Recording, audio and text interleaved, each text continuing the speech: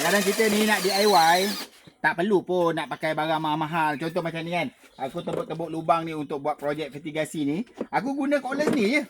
Aku guna cordless ni je. Tak payahlah kau cakap, oh nak kena beli cordless mahal baru boleh buat kerja apa semua. Tak ada.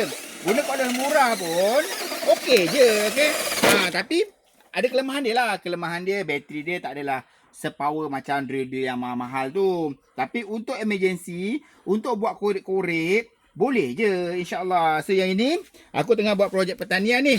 So jadinya aku korek lubang-lubang ni, semua aku pakai ni je. Aku banyak recommend dengan korang lah. Cuma dia kena cas banyak sikit lah. Okay, kena cas sebab dia bateri tak tahan lama sangat. Jujur lah cakap kan.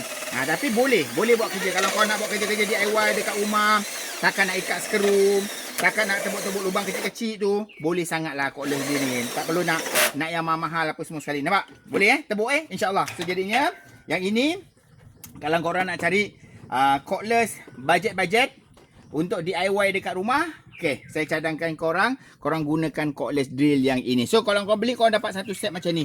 Ni dia punya set dia ni. Dia bagi 2 biji bateri, sekali dengan dia punya charger, dengan aksesori sikit lah ni. Dia punya drill bit dia, apa-apa semua sekali ni. InsyaAllah boleh pakai lah, boleh pakai. Harga dia pun okey lah kan. Kau tengok dalam beg kuning saya, berapa harga dia. Okey, harga dengan kualiti dia seiring. Sebab kadang-kadang ada orang apa tahu, harga mahal tapi kualiti hauk. Tapi yang ni harga murah, kualiti dia okey, boleh pakai macam tu. Okey. So siapa nak cordless ni, korang pergi tengok kat dalam beg kuning saya. Saya letakkan kat dalam beg kuning saya. Okey. Assalamualaikum.